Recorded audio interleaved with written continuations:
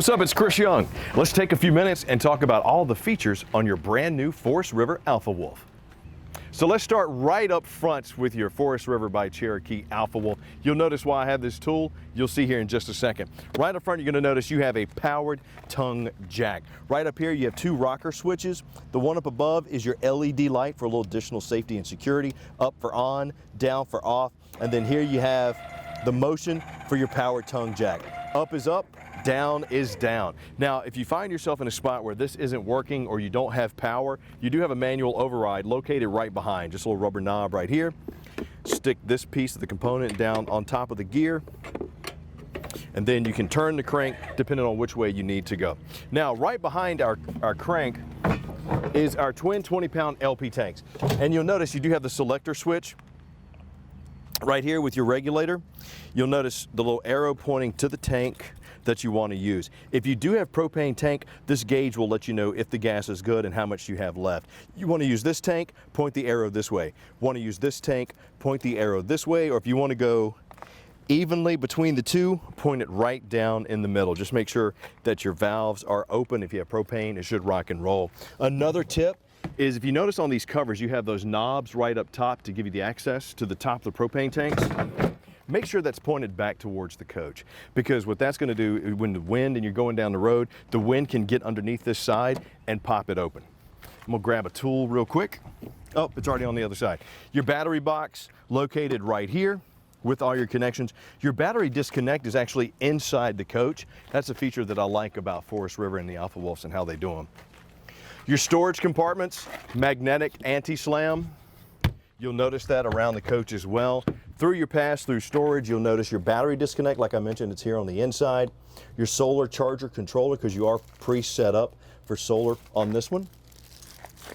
And here, you might have powered stabilizer jacks, you might not. If you don't, here's how you operate them. You notice that you have the tool with the lug nut over here on the side. Just put that on the jack, lower it down, and these are stabilizer jacks, these are not leveling jacks. So, you want to make sure if you're on an uneven surface to get yourself some pads to put under your jack so that you can get yourself level. Then when you're ready to bring it back up, just use that elbow grease. Now, the manufacturers do not recommend using like impact drivers to move those down. I have seen people use them. I have one, but just don't recommend it because you never know what might happen. With your Edge 12-volt power awning that you see right here, you do have the LED light strip. You also have the adjustable pitch, but this is one of what's known as, I like to call, the push pitch. You slide it in to adjust the pitch, and then you tighten the knob. And that's how you get your adjustable pitch. If you need to get the rain down, just gotta make sure it's tight. There you go, and that gives you your adjustable pitch. These are also powered, but they do have a manual overdrive. You remove the rubber nozzle here on the end. You see that 7/16 inch driver right there. Get in there and operate your awning. Now, you also have the armored belly on this one, the armored underbelly, which is what I like to call the accessibelly. It's a panel system, so if you do need to do something under there, maybe access the tanks, you just take the paneling out. But I always like to say, if you do need to do that, let our service techs do it for you, because that's not something you really want to mess with. Tempered glass on all of the Alpha Wolves leading into the entry point. These are tinted and tempered, just don't hit them too hard. And to access your stairs, make sure that the door is all the way open. You'll notice that you do have the solid step over steps. Right here, you have the trigger to give you where your legs are going to go. You want these to be safe and secure when on the ground. So when you pull them down, I always say, number one, be careful, but let the leg do the work for you. Get this level on the ground. Do the other side. Boom. And now I have solid steps going into my entry point. But if you notice, the lip up top is a little bit raised, which means when I go to close the door, it's not going to close. So you want level, but you don't want it too high, because you want that base flat on the ground. So raise these up a little bit more. Boom. Now I'm flat there. I can adjust my leg here. And once again, I have safe, secure footing, and I can shut my door. Grab handle there as well, doubles as a door guard. You do have nitro-filled tires on these, which is a nice feature, gives you a little bit longer run on aluminum rims. You do have an LP Quick Connect on this one as well. So when you're ready to hook up your tank, or if you have an external kitchen, just plug the port in, turn the nozzle, and even if the nozzle is open, the propane won't flow out because that's an indicator in there that needs pressure in order to release the propane. You got the pulley drive system for your slides right here. External marine grade speakers that are backlit, plus you got a GFCI outlet here for 110 power and a cable hookup and the pawl mount system. This is one we'll talk about more on the inside, but it allows you to not have to buy multiple TVs. You can just use one as you move around the coach. Rear stabilizer jack, once again, use your crank for that one. You do have a bike rack on the Alfa Wolf, it's a nice feature. You also have the backup camera, which is Bluetooth. So that's a nice feature because you can Bluetooth in from your cell phone. 30 amp plug or 50 amp plug, just make sure that it's securely connected to your coach when you're using it. If you don't have power, check the breaker box. If you're plugged in at the campsite, make sure that the breakers are on. If you're using 50, if you're using 30, just make sure that those are on. All the storage doors are magnetic and anti-slam, which is a nice feature, especially when you're setting up, because when you're loading stuff in, you don't want to have to worry about, the door breaking on you. Now, let's talk a little bit about your Dometic water heater. This is a 110 volt water heater. It's gas and electric. You can control the electric portion from inside the coach, but you'll notice to access this one, it's a little pull tab. You just lift up and turn. And right here. Now, this one not only has the pressure valve, so if you need to release some water, if you're changing out the anode rod, or if you're doing some winterization, you can. Just notice that the anode rod for these are plastic on metal. So when you want to put this in, you want to make sure to start by hand and then use a tool to tighten, because that plastic can strip extremely easily. This is your ignition system right here for the propane, and you'll notice this clip is the same as this clip right here, but there's a plastic covered wire. Now, this is plastic covered because it's also your fail safe. If something were to happen and it overheats, this is gonna burn and disconnect the water heater. But if you do have issues with the ignition, you can actually take this piece apart and plug this directly in. But if this is broken, that's a key. You need to bring it in and let one of our service techs check it out for you. Right there, the back of our Suburban furnace. And our terminations. I like how they gave us these big long handles for these. We say that when you're in the campsite, even if you're hooked up to sewer, gray means gray tank, black means black tanks. Try to keep them closed. And when you do go to flush and clean them, open up the blacks first and then the gray so it washes everything out. But the reason why you want to keep the black tanks closed is because if you don't have fluid in there, with the solid waste, you'll get what's known as a pyramiding effect. And that's just makes it harder to clean, especially if you come over here and you do the black tank flush. When you do the black tank flush, make sure that black tank is open because you don't want that coming back out at you. Freshwater fill right here. City water connection right there. Cable and satellite hookups right here. Very nice little touch. Plus external shower with hot and cold. So those are just some of the features on the outside of your brand new Alfa Wolf. Let's go take a look at what's on the inside. Now, once you're inside your Alfa Wolf and you want to set up, first thing you want to look for is your Alfa Wolf control panel. This is where you're going to come to see your water heater, your tanks, cut on your lights, run your awnings and your slides out. Now, this one, for example, has 2 awnings. And with the slides, so here's our slide controls right here, slide 1 and slide 2. Up moves the slide in, down moves the slide out.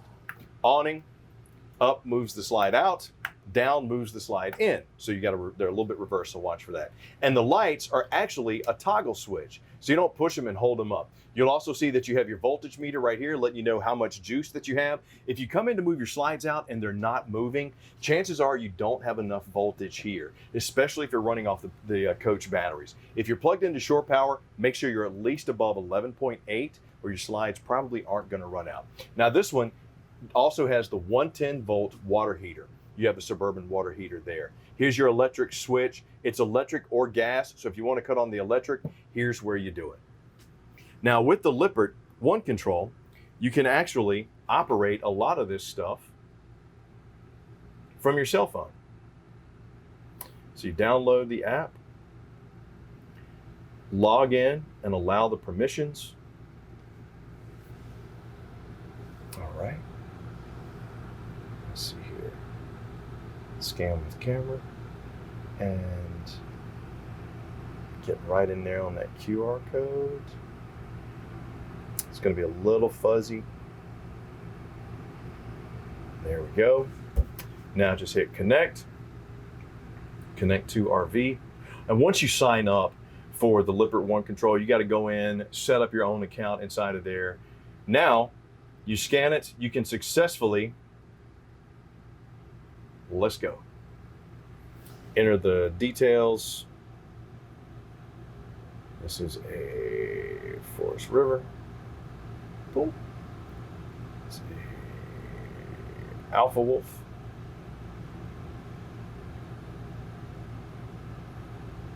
All right. Now you can turn on the lights. You can turn off the lights. You can also run out the awnings on this, and you can control the slides as well from your cell phone.